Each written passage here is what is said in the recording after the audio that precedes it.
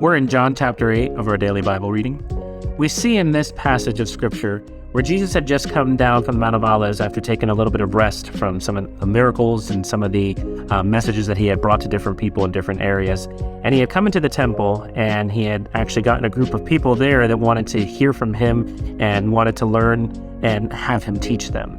And obviously there were religious leaders in the area. There were Pharisees and scribes who really weren't too keen on him saying that he was the Son of God or that he was the Messiah.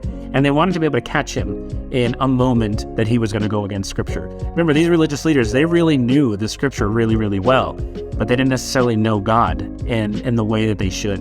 And so they had brought a woman who was caught in the act of adultery, and they wanted to see what he would say in this moment. And he bent over and began using his finger to write in the sand.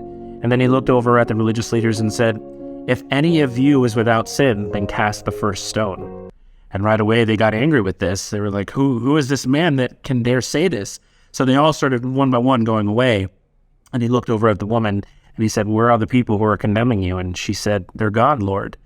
And he said, "Well, then I don't condemn you either. Go and sin no more." It's possible to really know the Scripture really, really well, cover to cover, but not necessarily know God. So take that with you into chapter 8.